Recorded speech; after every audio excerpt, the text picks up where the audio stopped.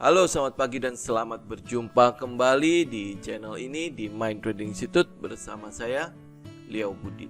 Pada video kali ini, di Trading Idea kali ini, kita akan membahas tentang 6 saham yang potensial untuk kita bisa perhatikan di minggu pertama bulan September ini.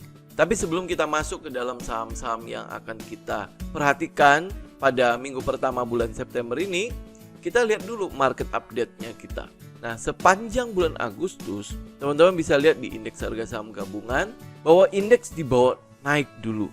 Jadi masih sesuai dengan perkiraan kita, bahkan sekarang sudah mulai memasuki area gap yang tercipta pada penurunan sebelumnya. Sekarang pertanyaannya, apakah indeks akan benar-benar bisa nutupin gap tersebut sampai ke sekitar 5.500 atau tidak? Ini tergantung dari likuiditas yang akan diinjek ke dalam market. Tapi sebelumnya kita melihat dulu data ekonomi yang ada pada minggu depannya. Kira-kira ada sentimen atau katalis apa yang bisa mempengaruhi indeks untuk menutupi gap yang ada. Yang pertama yang kita mau lihat adalah di minggu depannya pada tanggal 1 September. Seperti biasa pada 1 September itu akan ada laporan mengenai inflasi, laporan mengenai PMI, termasuk di dalamnya adalah mengenai uang beredar, pertumbuhan pinjaman, dan lain sebagainya. Teman-teman bisa lihat di kalender ekonomi yang di depan teman-teman bahwa diprediksi angka PMI itu akan meningkat dari sebelumnya 46,9 menjadi 47,3. Tetapi angka ini masih di bawah 50, artinya masih di bawah angka indeks untuk kita bisa mengatakan bahwa manufaktur ada di level ekspansi. Ya, jadi itu yang kita lihat, tingkat inflasinya juga masih so-so aja dengan perkiraan akan menurun dari 1,5 menjadi 1,4. Itu artinya daya beli masyarakat masih belum terlalu meningkat, termasuk juga kunjungan wisata. Seperti kita tahu, devisa yang masuk dari sektor pariwisata untuk APBN kita cukup besar. Itu merupakan pemasukan APBN ketiga atau keempat terbesar. Jadi kunjungan wisatanya masih belum memperlihatkan adanya peningkatan yang berarti. Secara katalis untuk minggu depan memang tidak akan terlalu banyak efek kepada bursa, kepada pergerakan indeks harga saham gabungan. Jadi kita tinggal menunggu apakah gajah-gajah juga akan melakukan aksinya untuk net sell atau net buy. Tetapi yang kita lihat sepanjang Agustus terjadi outflow, masih terjadi outflow dari gajahnya kita 7 triliun lebih. Nah, pertanyaannya kenapa gitu ya? Yang kita bisa tunggu adalah bagaimana reaksi dari technical terhadap outflow tersebut. Sepanjang kita masih mendapatkan setup atau trading system kita masih memberikan kepada kita sinyal untuk bisa memasuki pasar, kita ikut. Jadi yang kita lakukan adalah kita tetap optimis, yes gitu ya, tetapi kita prepare for the worst. Kita tidak akan tahu apa yang akan terjadi ke depannya. Oleh sebab itu yang kita lakukan dalam trading adalah controlling the risk. Jadi ini akan kita lihat apakah indeks minggu depan itu akan mencoba untuk menembus area atau menutupi gap yang tercipta sebelumnya di sekitar 5.300 sampai 5.500, atau dia akan pullback dulu ke arah sekitar EMA 200 di sekitar 5.300 itu, atau malah akan turun. Ya, ini yang kita mau perhatikan. Jadi optimis boleh, tetapi prepare for the worst. Oke, sekarang kita akan lihat saham-saham pilihan kita di minggu pertama bulan September ini. Saham pertama adalah saham auto. Ya, saham auto ini adalah anak perusahaan dari Astra International.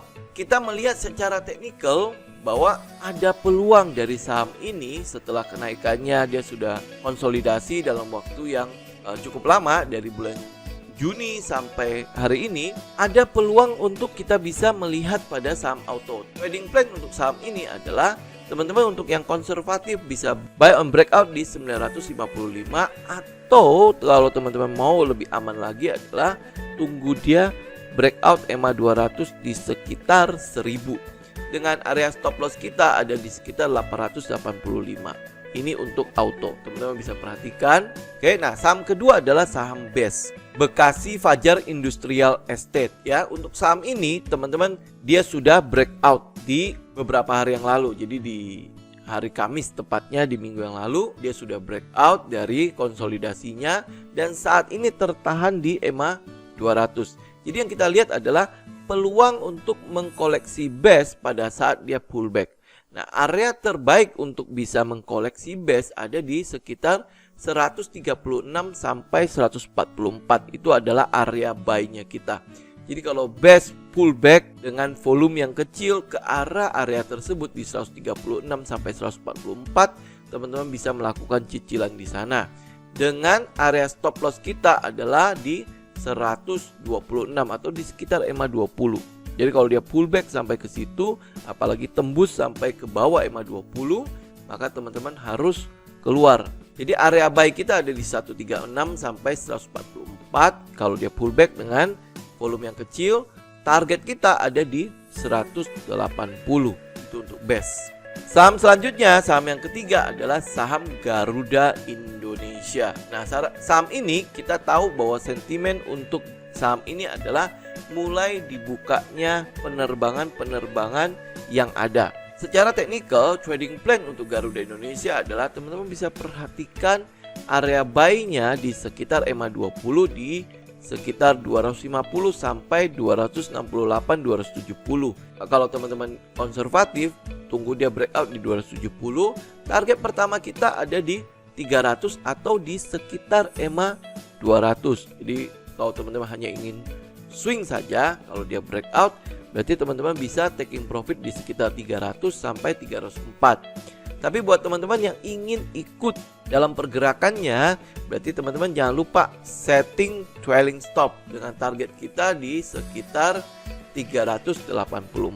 Itu adalah target selanjutnya kalau dia berhasil breakout dari 300 atau breakout dari EMA 200. Lanjut ke saham yang keempat adalah PTBA.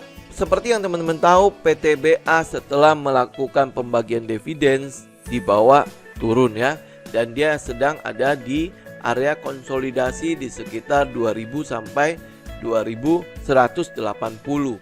Nah, untuk PTBA kita melihat ada sentimen dari kenaikan harga batubara terutama menjelang musim dingin. Jadi untuk bisa ngikutin PTBA, teman-teman juga harus memperhatikan bagaimana harga komoditi dari batubara tersebut. Jika harga batubara mampu menembus area di sekitar 55 sampai 60 US dollar per metric tons, maka ada peluang untuk PTBA kembali lagi meretest area di sekitar 2500. Kalau untuk trading plan PTBA, teman-teman bisa melakukan spekulasi buy di area sekitar saat ini di sekitar 2130 sampai di sekitar EMA 20. Jadi sampai di sekitar 2100. Itu adalah area buy. Tapi buat teman-teman yang konservatif, teman-teman bisa tunggu sampai dia breakout di 2200. Kalau dia breakout di 2200, ada kemungkinan dia akan naik sampai ke sekitar 2280 sampai 2300. Setelahnya, karena itu ada resisten EMA 200, dia mungkin akan pullback kembali untuk retest ke sekitar area 2200, baru akan kembali naik. Itu teman-teman harus perhatikan, yaitu kalau komoditi dari batu baranya benar-benar mantul ya dari posisi strong downtrendnya komoditi batubara. Jadi untuk saham-saham batubara ini hanya untuk short trade saja ya, memanfaatkan katalis dari peningkatan permintaan batubara karena menjelang musim dingin. Itu saja teman-teman ya. Jadi ini benar-benar hanya short trade saja. Target kita, ini target yang optimis kita ada di sekitar 2500 untuk PTBA. Nah, saham selanjutnya adalah saham WG. Ini adalah saham yang sudah kita kasih di trading idea di minggu sebelumnya.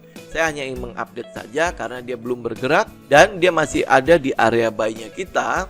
Teman-teman sekali lagi untuk konservatif, tunggu dia breakout di 200 sampai 210. Teman-teman silakan pilih sesuai dengan gaya trading teman-teman. Jadi ini trading plan-nya, tunggu dia breakout di 200 sampai 210. Buat yang agresif, teman-teman bisa melakukan cicilan dari saat ini. Ya, teman-teman bisa cicil. Memang area terbaiknya itu adalah yang beberapa hari yang lalu. atau sekitar seminggu yang lalu teman-teman bisa melakukan pembelian untuk WG. WG seperti halnya dengan sektor konstruksi, sebenarnya dia ada katalis yang cukup baik di RAPBN 2021, di mana RAPBN 2021 mengalokasikan sekitar 414 T dari 2.700 T dari total keseluruhan APBN 2021. Jadi ini adalah angka yang cukup besar untuk sektor konstruksi ya. Jadi teman-teman untuk trading plan-nya teman-teman juga masih bisa lihat di Trading Idea di minggu yang lalu. Saham terakhir adalah sama. Ini adalah saham yang kita update dari Trading Idea di minggu lalu. Wood, dia masih pullback dengan volume yang kecil. Kita bisa lihat dari Wood ini adalah kesempatan teman-teman masih bisa koleksi Wood di sekitar 400 sampai 424. Jadi itu adalah area untuk teman-teman bisa koleksi, terutama untuk teman-teman yang konservatif, teman-teman yang punya modal mungkin agak besar, teman-teman bisa collect Wood di sekitar area tersebut nih, tepatnya di 390 sampai 424. Buat teman-teman yang konservatif, yaitu tunggu dia breakout di 424. Dan seperti biasa teman-teman melihat ada area resisten di antara target kita. Target kita kan di 500 ya. Di antara itu kita melihat ada sebuah garis biru itu adalah EMA 200. Jadi kemungkinan besar kalau katalisnya tidak kuat, momentumnya tidak kuat, Wood akan menuju ke sekitar 460 dulu. Nah, habis itu nanti dia pullback, mungkin dia akan retest ke sekitar resisten base konsolidasi tersebut di 424, baru kemudian mengumpulkan tenaga untuk kembali naik lagi. Ya, teman-teman bisa lihat kembali di Trading Idea di minggu yang lalu untuk trading plan Wood. Ini adalah 6 saham yang kita bisa rekomendasikan yang bisa menjadi trading idea kita untuk minggu pertama di bulan September ini. Sekali lagi teman-teman, ini adalah trading idea. Silakan analisa kembali, silakan research kembali, sesuaikan dengan gaya trading masing-masing. Apakah teman-teman agresif, apakah teman-teman seorang yang konservatif. Dan jangan pernah lupa untuk selalu controlling the risk. Jadi manajemen resikonya sudah harus ada sebelum teman-teman memasuki transaksi tersebut. Demikian teman-teman untuk trading idea kita di minggu ini. Semoga bermanfaat. Silahkan like, share, dan subscribe. Sampai bertemu lagi di video berikutnya. Salam tim.